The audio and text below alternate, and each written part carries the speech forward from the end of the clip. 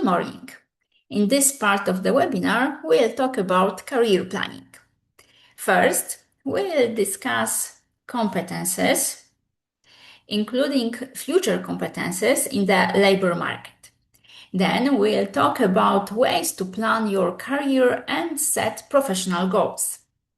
Later on, we'll focus on how to write a good CV and methods of looking for a job. So let's start.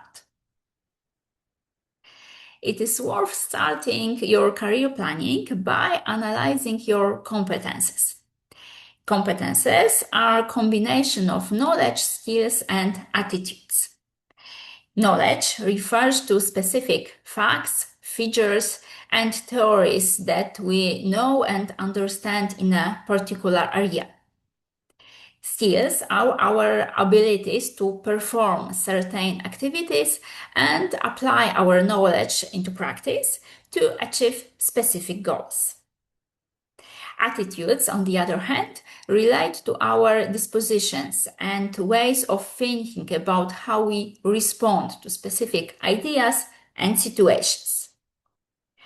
When planning your career, it is worth considering your most important key competences. So please think about what you are good at, what your strengths and assets are, and which of these things could be useful to an employer in a job market.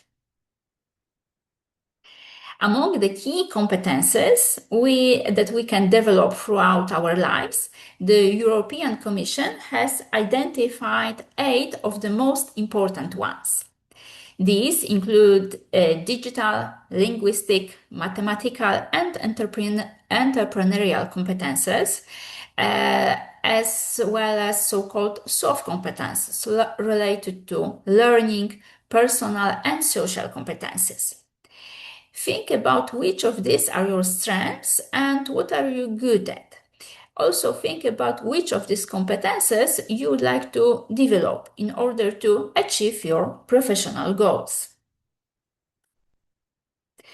It is also worth paying attention into the so-called key competences identified in the annual Future of Job report.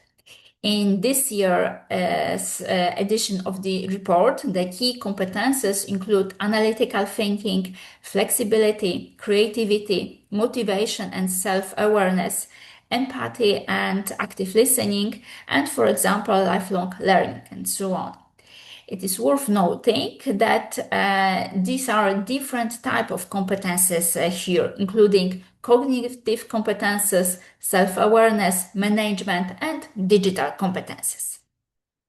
The same report also points to the fastest growing competences, those which we can develop the most rapidly in the coming years.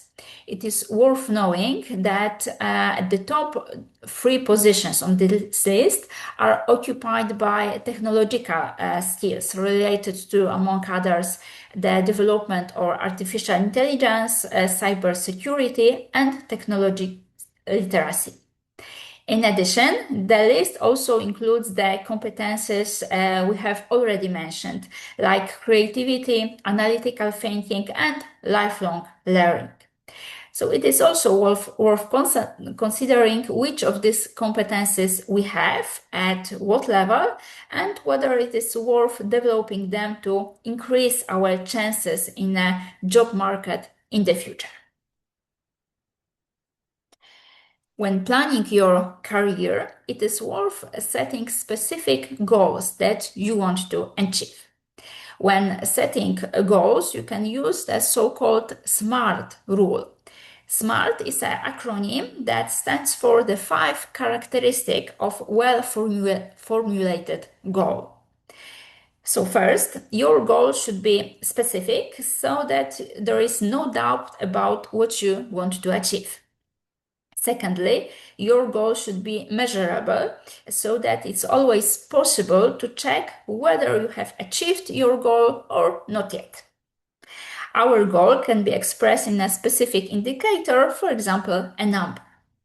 Thirdly, our goal should be achievable, possible to achieve. So you should not set goals that are beyond our reach or that we have no influence on achieving it.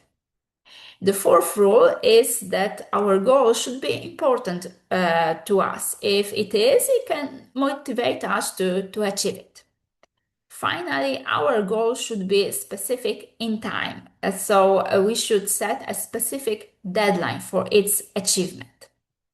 Examples of well-formulated goals according to the SMART rule are, for example, I will refresh and update my CV by 20th of January. Or by the 10th of January, I will make a list of 10 job offers to which I will apply. Please note that in both examples, we have specific goals expressed in numbers, as well as the deadline for achieving it.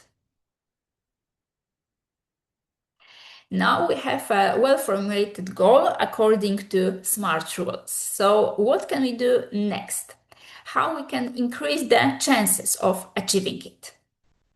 First, we can divide our goals into specific stages and tasks. We call this operationalizing of the goal, so translating a large goal into specific smaller steps. Next, it is worth setting deadlines for when we'll complete all of these tasks. You can also consider the resources you need, such as support from others, information, and tools necessary to achieve your goal. Think about which of these you already have and which you still need and how to get it. For each task, it is also worth considering who could help you with it. Perhaps a career advisor, teacher, or friends will be helpful. The last important question is how you will know that you have completed the specific task. So what its specific results will be. We can see that setting goals is not only about identifying specific measurable goals with deadlines, but also about planning and its implementation well. This increases the chances for achieving it. The most important document in recruiting process is your CV. It should briefly present your important skills.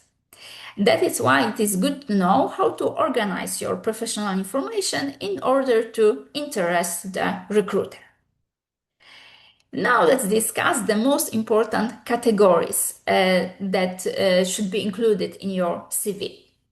The first category is contact details. So please write here your full name and contact details, such as your telephone number and email address.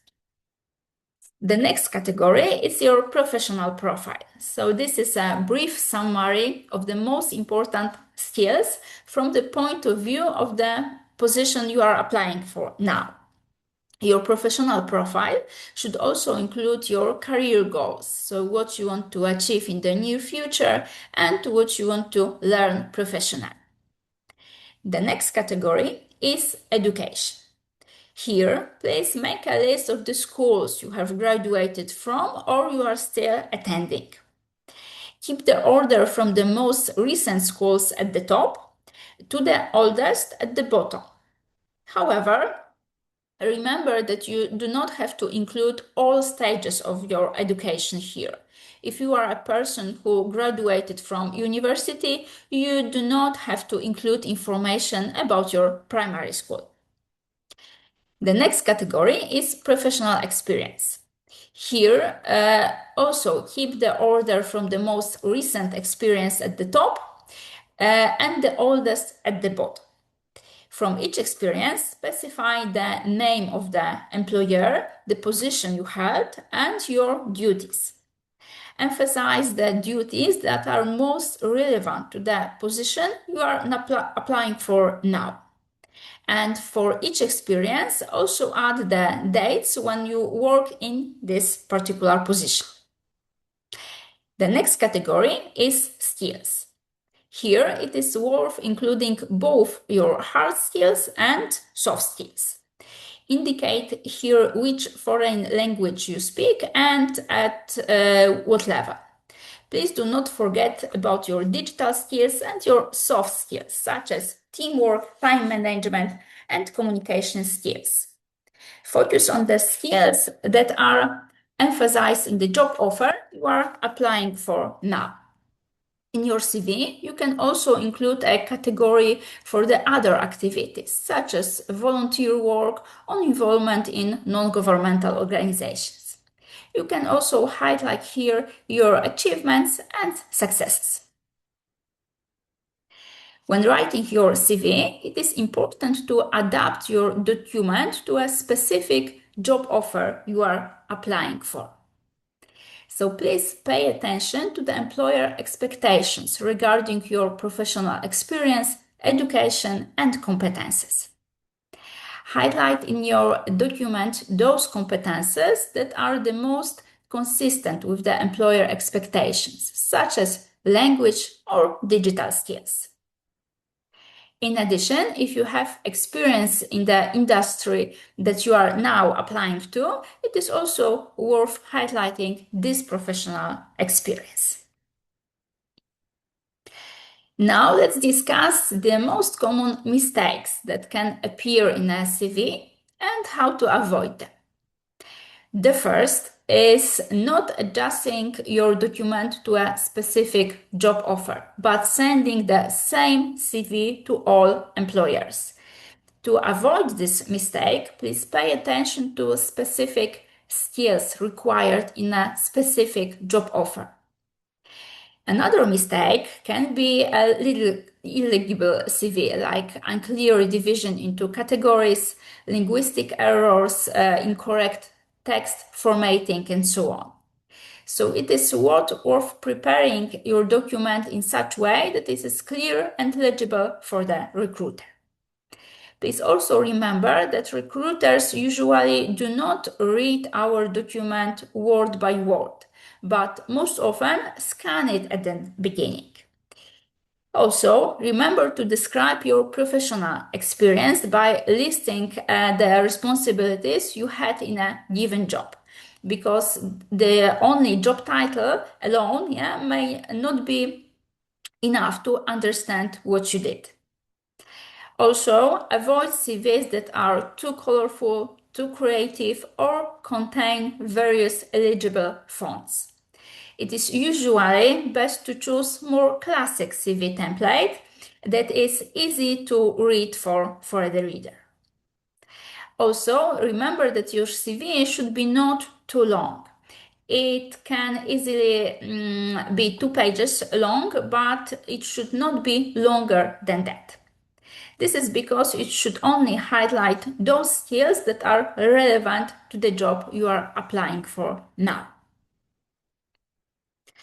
Once you have your CV ready, it is worth considering how you can look for a job. The first way is to build a network of contacts. Here it is worth informing your friends that you have specific skills, specific professional experience, and looking for a specific job. You can also use social media for this purpose, for example, LinkedIn. We can also look for a job by sending our documents to specific job offers posted on job portals. There we can filter offers by industry, position, or location. When looking for a job, it is also worth going to job fairs when you can meet many employers in one place. During the fair, you can talk to employers directly and give them your CV. It is also a good idea to get some career advice. The career advisor will help you to plan the best career path for you, talk to you about your strengths, and help you to prepare your application documents. It is worth considering which of these job search methods will be best in your situation. To sum up, in this part of the webinar, we talk about competences in the labor market, as well as how to plan your career and to set professional goals. We also discussed the main principles of writing CV and talk about ways of looking for a job. We hope that these tips will be useful for you in planning your career. Thank you for your attention.